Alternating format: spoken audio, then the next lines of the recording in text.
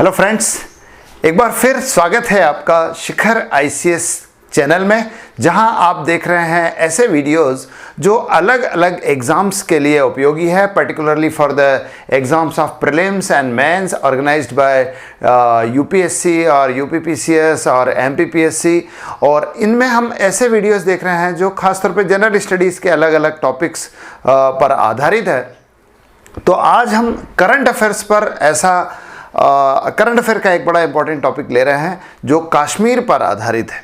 तो हम कश्मीर, खासतौर पे 370 की समाप्ति के बाद कश्मीर की क्या स्थिति है, वहाँ क्या चुनौतियाँ हैं, क्या परिवर्तन हुए हैं, इन सब विषयों पर देखेंगे। और जैसा कि मैंने आपको बताया, आप देख रहे हैं Shikhar ICS channel for educational videos and I am your friend Sunil Singh. Problems of Kashmir, हम कश्मीर की बात करेंगे। कश्मीर देखिए, आज भारत में खासतौर पे 2019 में 2019 में भारत में जो राजनीतिक परिवर्तन हुए हैं उसमें सबसे बड़ा महत्वपूर्ण परिवर्तन जो हुआ है वो कश्मीर में हुआ, जो बिल्कुल इरा चेंजिंग है, जो युग परिवर्तनकारी सी एक बड़ी घटना है भारतीय राजनीतिक संदर्भ में।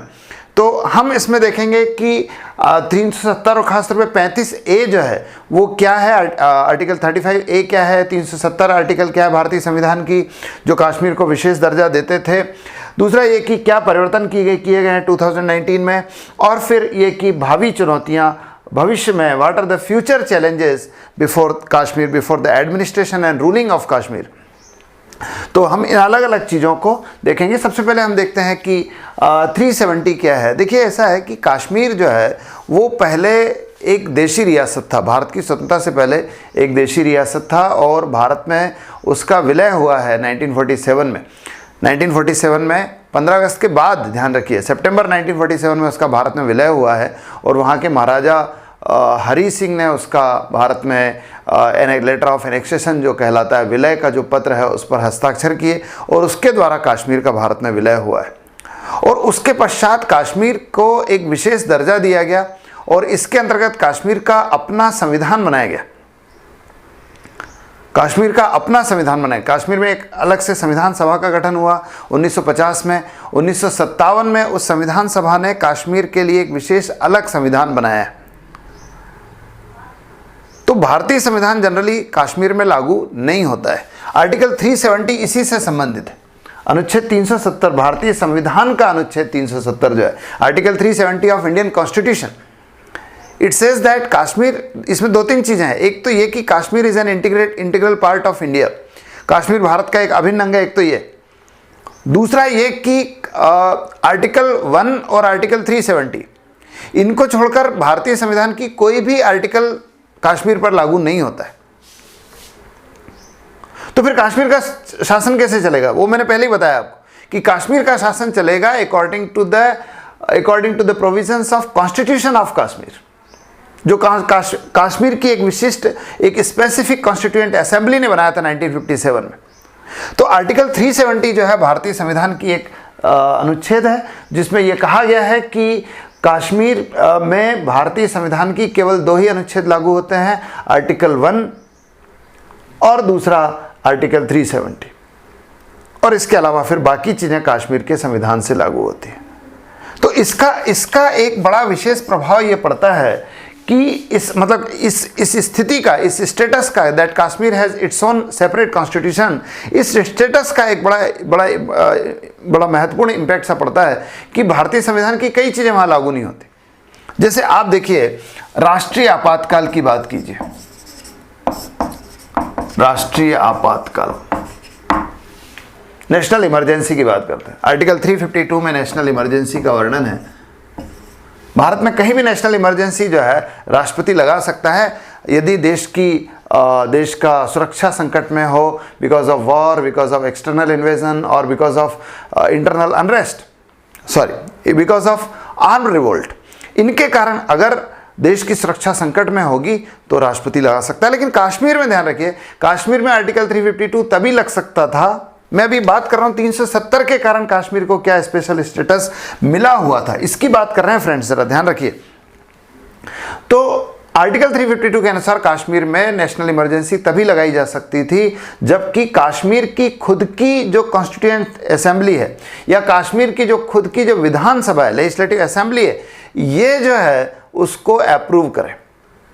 Only after the approval of Constituent Assembly of Kashmir or later on Legislative Assembly of Kashmir, Article 352 could be applied on Kashmir।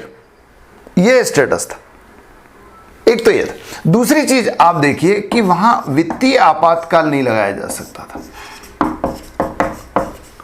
National emergency जो है 360 फाइनेंशियल इमरजेंसी जो आर्टिकल 360 के अनुसार लगाई जा सकती है उस स्थिति में जब देश की सुरक्षा, देश की वित्तीय स्थिरता संकट में होती है। When the financial stability of the country or a part of the country is threatened, then this could be used, financial emergency could be used according to Article 360।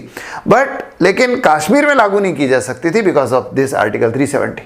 Kashmir में वित्तीय आपातकाल का प्रोविजन नहीं था। और देखिए, आप देखिए कि एक होता है अवशिष्ट शक्तियां।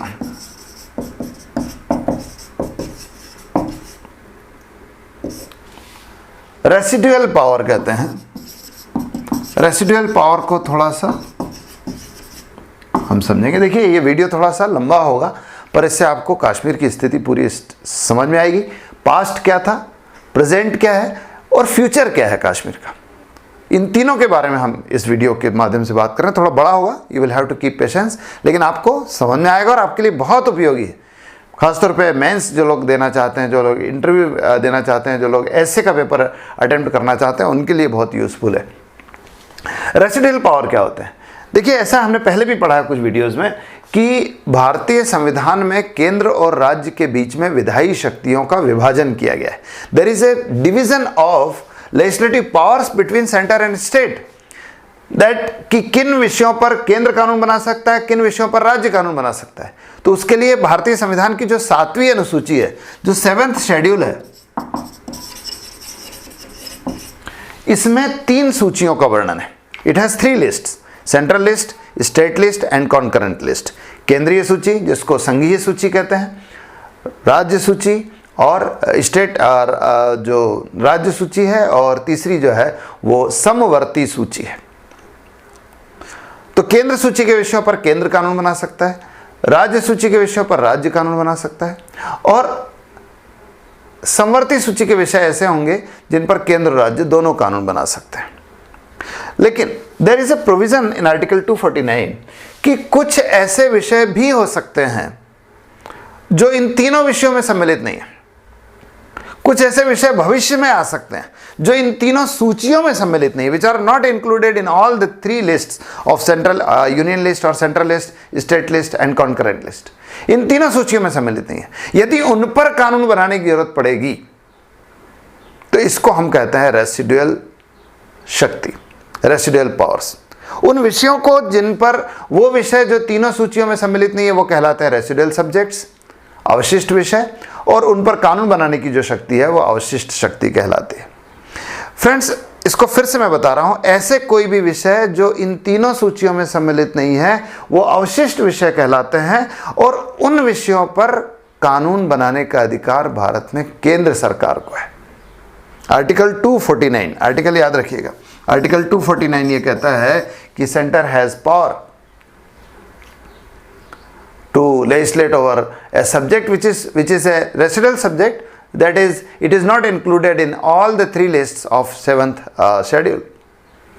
उस पर कानून बनाने का अधिकार जो है वो होगा केंद्र को।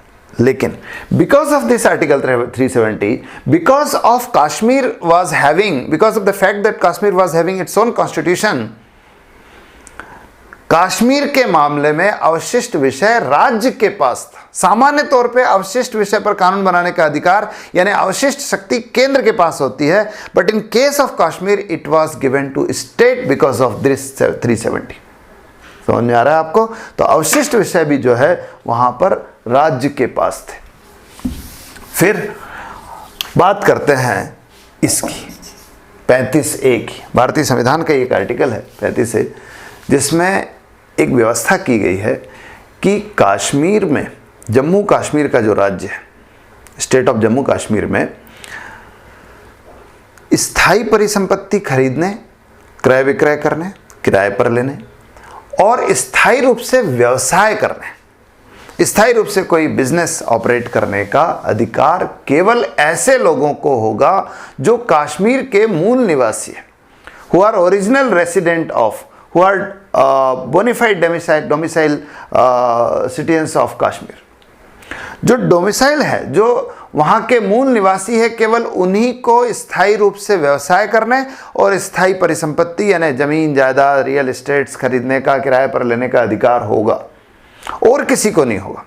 इसका मतलब भारत के बाकी राज्यों के जो लोग हैं वो कश्मीर में ना तो स्थायी रूप से रह सकते हैं, ना व्यवसाय कर सकते हैं, ना कोई परिसंपत्ति खरीद सकते हैं, कोई एसेट्स खरीद सकते हैं।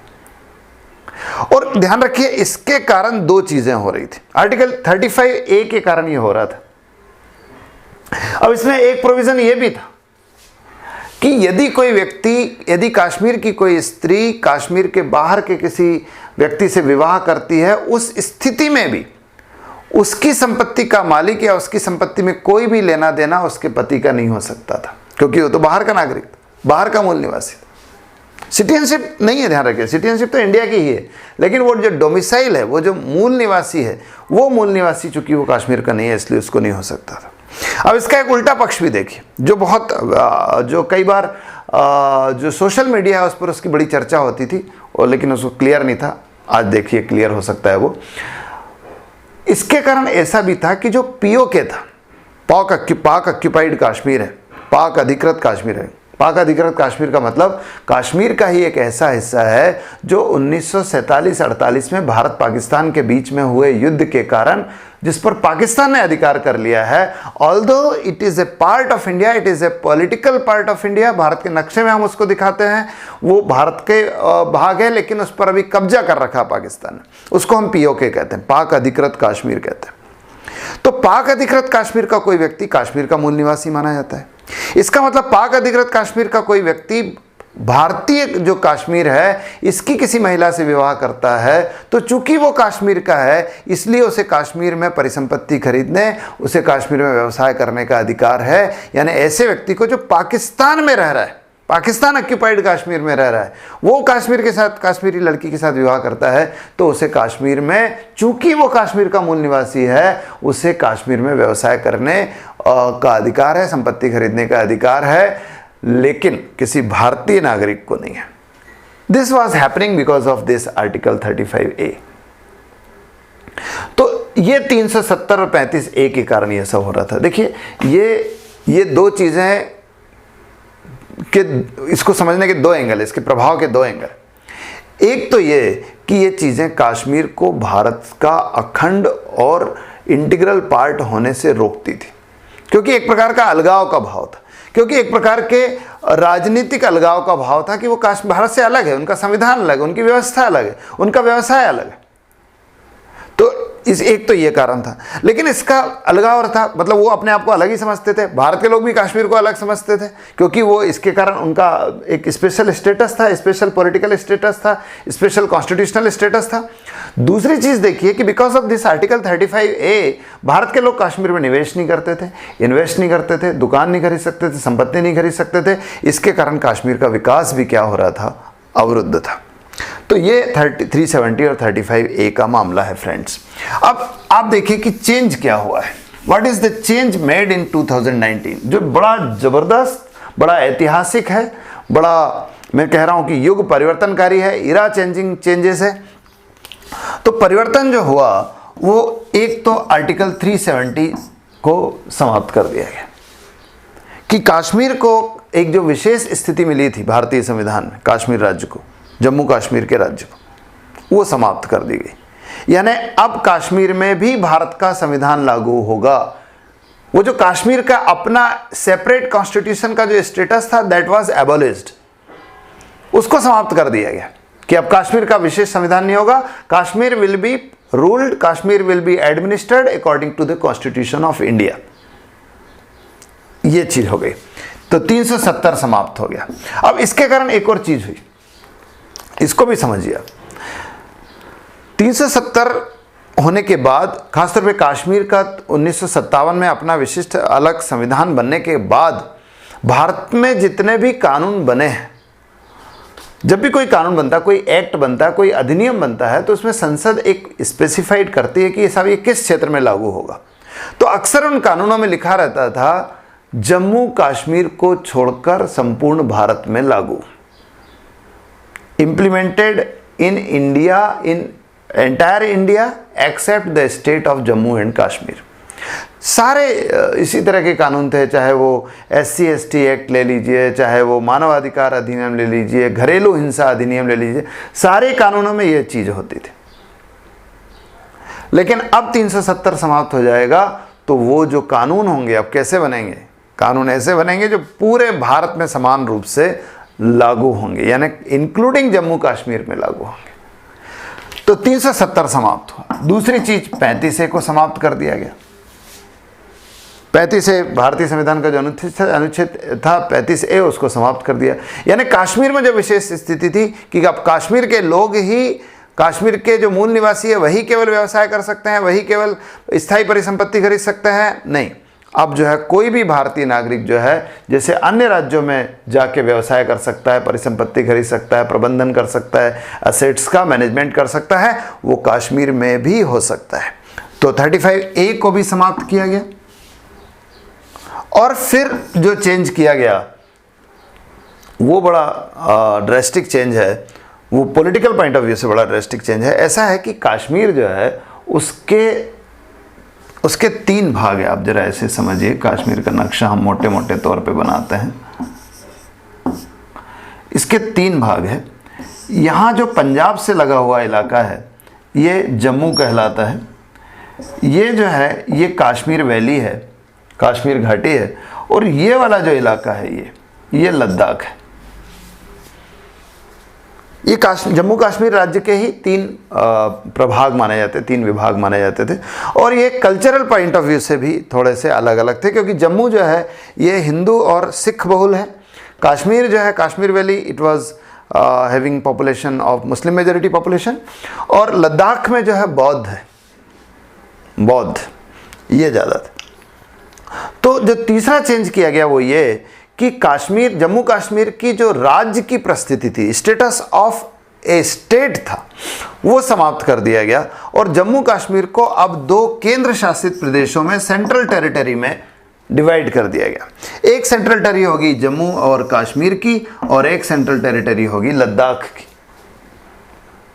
लद्दाख की अपनी एक सेंट्रल टेरिटरी होगी, जम्मू और कश्मीर की अपनी सेंट्रल टेरिटरी होगी। लद्दाख एक अलग केंद्र शासित प्रदेश होगा और जम्मू और कश्मीर जो है ये एक अलग केंद्र शासित प्रदेश होगा। तो इन दोनों को राज्य का, मतलब इसको राज्य का स्टेटस ही समाप्त कर दिया गया। And it was divided into 2 central territories, centrally administered territories होगी। अब यहाँ पर केंद्र का शासन होगा। लेकिन थोड़ा सा अंतर है, जम्मू कश्मीर की जो सेंट्रल टेरिटरी होगी ये थोड़ी थोड़ी पांडिचेरी और दिल्ली जैसी होगी, जहाँ पर विधानसभा होगी, जहाँ पर मुख्यमंत्री होगा, जहाँ पर मंत्रिपरिषद होगी, और उसको सीमित रूप से यहाँ शासन चलाने का अधिकार होगा। ध्यान रखिए, दिल्ली की जो सरकार है या पांडिचेरी की जो वर्तमान में सरकार है वो एक सामान्य राज्य सरकार नहीं है, उनको बहुत सीमित अधिकार दिए गए हैं।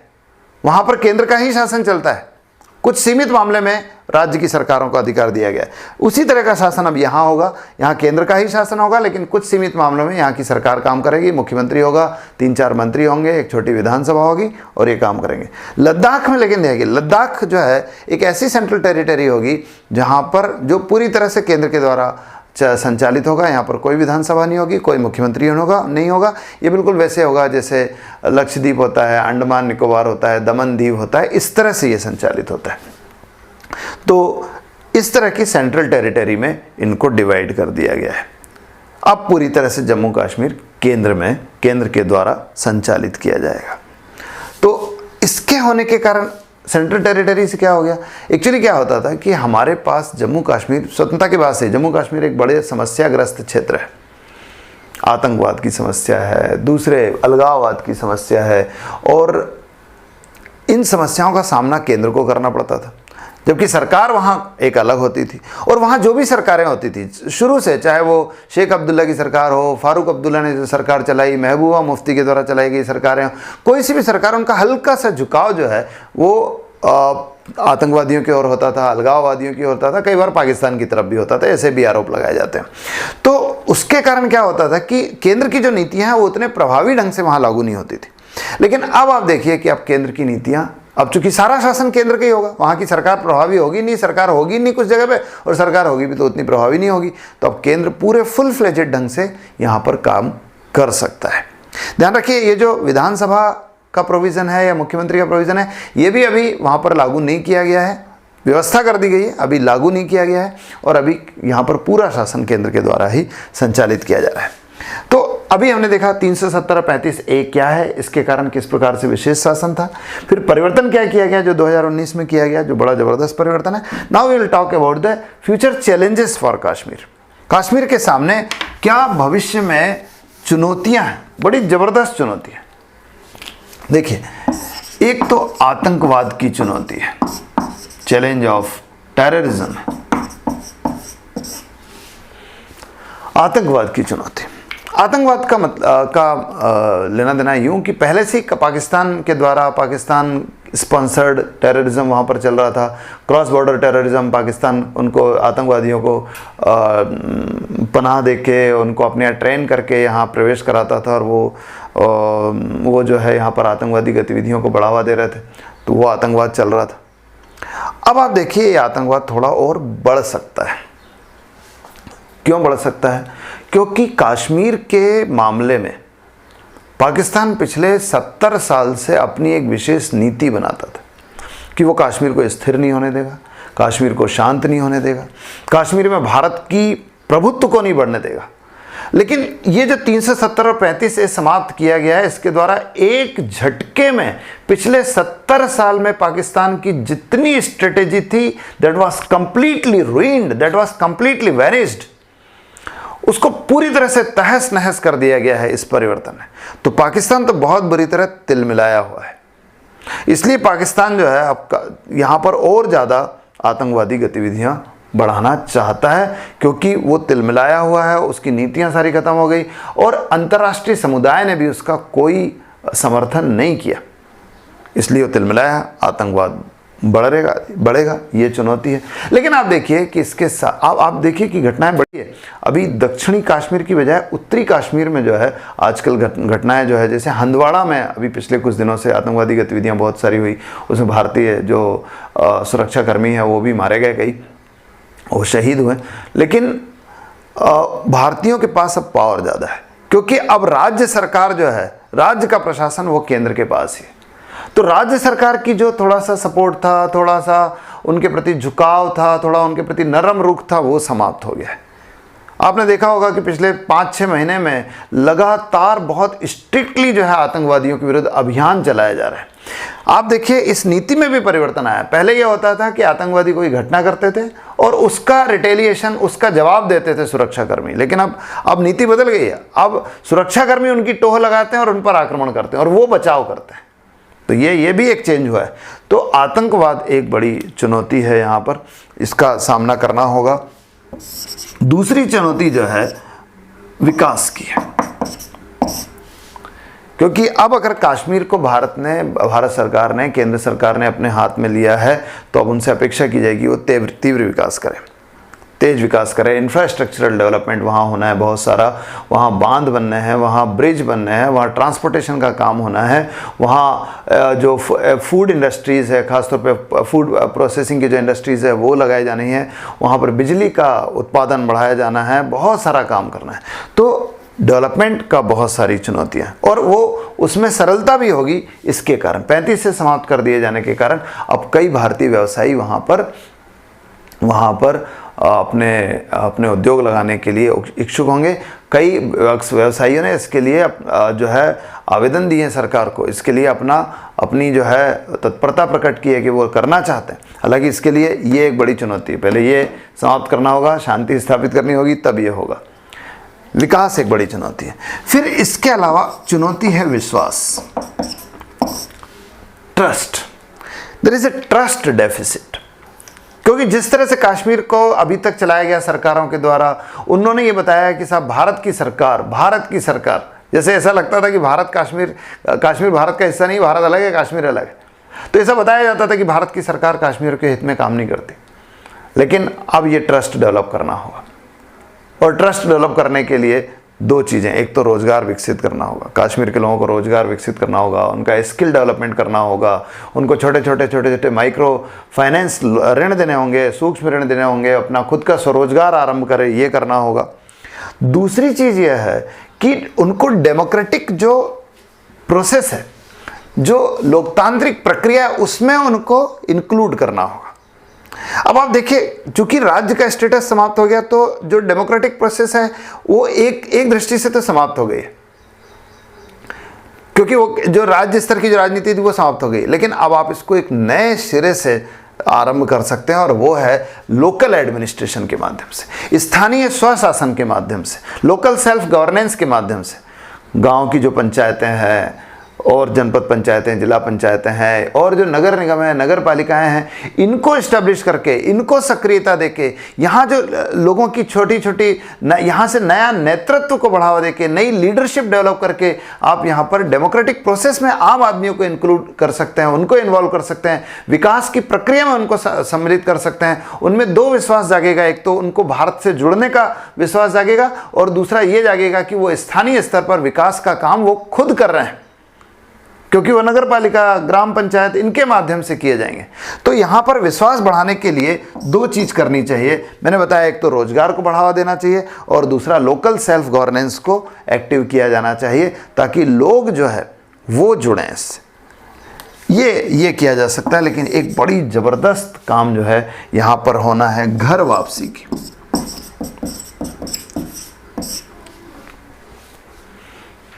घर वापसी 1990 में, 1990 में कश्मीर के बहुत सारे लोगों को अतिवादियों ने, आतंकवादियों ने, टेररिस्ट्स ने, सेपरेटिस्ट्स ने, एक्सट्रीमिस्ट्स ने यहाँ पर उन पर हमला किया, और कई कश्मीरी हिंदू जो है, उसमें अधिकांश संख्या कश्मीरी पंडितों की है, वो आतंकवादियों के और जो स्थानीय लोग हैं और उनके अत्याचारों के कारण, या बहुसंख्यक जो जनता यहाँ थे मुस्लिम, उनके द्वारा अत्याचारों के कारण उनको यहाँ घर बार छोड़ना पड़ा।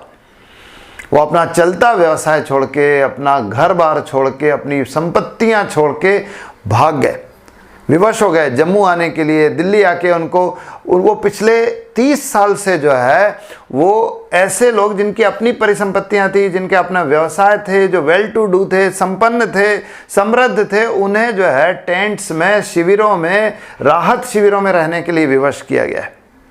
विवश है बेचारे, क्योंकि उनको उनके घर से निकाल दिया गया 1990 में। और वहाँ एक डेमोक्रेटिक सरकार थी, फारूक अब्दुल्ला वहाँ पर मुख्यमंत्री थे, उनकी सरकार थी, डिस्पाइट ऑफ दैट, और केंद्र सरकार भी कुछ नहीं कर पाई उसमें। And because of that, people of जो minority Hindu and Pandit people of Kashmir are forced to live in cottages, to live in tents. वो मजबूर है बेचारे। लेकिन अब मौका आया है, अब कश्मीर की स्थिति बदल रही है। अब ये मौका, now it is the chance, now it is the opportunity for them to get back to their home. उनको उनके घर पहुंचाया जा सकता है, तो पहुंचाया जाना चाहिए। जो टेंट में रह रहे कश्मीरी पंडित, कश्मीरी हिंदू, उनको वापस वहां पहुंचाया जाना चाहिए। लेकिन इसके लिए दो कार्य करने होंगे। एक, विश्वास। फिर अब इनका विश्वास अलग है, इसके लिए आपको शांति स्थापित करनी होगी, इसके लिए आपको टेररिस्ट को पूरी तरह से कंट्रोल करना होगा, और कुछ हद तक हुए भी हैं। स्थानीय लोग अब तैयार भी हैं कश्मीरी कश्मीरी हिंदू को वापस लेने के लिए। तो उनको वापस वहाँ पहुँचाना होगा, ट्रस्ट उनमें डेवलप करना होगा, उनमें विश्वास डेवलप करना होगा। सरकार उनके साथ है, सिक्योरिटी फोर्सेस उनके साथ है, कश्मीर में उनके साथ लॉ एंड ऑर्डर पूरी तरह से उनके पक्ष में है, ताकि वो अपना व्यवसाय, अपना घर बार फिर से शुरू कर सके। लेकिन दूसरी चीज़ यह है संपत्ति। उनकी सारी संपत्ति तो लूट ली गई थी, उनकी दुकानें, उनके घर, उनके खेत, उनके मकान, उनके गोदाम सब लूट लिए गए थे। उन पर कब्जा किसी और का पिछले 30 साल से। तो ये भी चुनौती है सरकार के सामने कि वो संपत्तियां उनको वापस दिलाए, उनके दुकान, उनके मकान। और ये प्रक्रिया शुरू हो गई, ये प्रक्रिया शुरू भी हो गई। ये बहुत बड़ा चैलेंज है कि उनको, भाई वो वापस जाएंगे तो करेंगे क्या? तो अपने मकान तो चाहिए ना उनको, उनके अपनी दुकान तो चाहिए, तो कि वो अपना दुकान मकान सब शुरू कर सके, फिर से अपना जीवन शुरू करें। कश्मीरी पंडित कहलाते हैं तो कम से कम कश्मीर में रहे तो कश्मीरी पंडित है, और केवल पंडित रह के भारत से बाहर रह रहे हैं। कश्मीरी हिंदू है और बाहर रह रहे हैं तो they must live in Kashmir, they must be given a place in their home, in their homeland. तो वहाँ पर उनकी संपत्ति जो है उपलब्ध कराई जानी चाहिए और विश्वास उपलब्ध कराना चाहिए ताकि उनका घर वापसी हो सके। तो ये कुछ चुनौतियाँ हैं जो पिछले अगले कुछ दिनों में सामने आएगी सरकार के सामने। इसके बाद देखिए ये परिवर्तन है, लेकिन यहाँ ये खेल खत्म नहीं हुआ। इसके बाद अब चुनौतियाँ सरकार के सामने की सरकार ये सारी चीज़ें करे ताकि कश्मीर की समस्या को फिर से जो है, कश्मीर की समस्या जो है उसको जड़ से समाप्त किया जा सके। काफ़ी कुछ हद तक सरकार ने कर दिया है, लेकिन कश्मीर की समस्या को पूरी तरह से समाप्त करना अभी बाकी है। और ये होगा तभी जो है कश्मीर को पृथ्वी का स्वर्ग बनाया जा सकेगा। शेख सादी ने कहा है, गर फरदोस बर रुए ज़मी हमी अस्तो हमी अस्तो हमी अस्त। अगर पृथ्वी पर कहीं स्वर्ग है तो वो यही है। तो अगर आप कश्मीर को फिर से स्वर्ग बनाना चाहते हैं तो आपको you will have to cross over all these challenges before the government for Kashmir, regarding Kashmir. तो ये सब कश्मीर की चुनौतियां हैं। फ्रेंड्स, उम्मीद करते हैं कि आपको ये समझ में आया होगा, अच्छा लगा होगा। अगर अच्छा लगा है तो आप इसे लाइक कीजिए, अपने फ्रेंड्स के साथ शेयर कीजिए, और अगर आपने अभी तक हमारा चैनल सब्सक्राइब नहीं किया तो आप सब्सक्राइब कीजिए ताकि रेगुलरली आपको ऐसे इंटरेस्टिंग वीडियोज़ जो है और एजुकेशनल वीडियोस जो है which are useful for different exams, ये आपको मिलते रहें। सब्सक्राइब कीजिए, बेल आइकन दबाइए ताकि आपको नोटिफिकेशन मिलता रहे। Thank you very much, have a good day.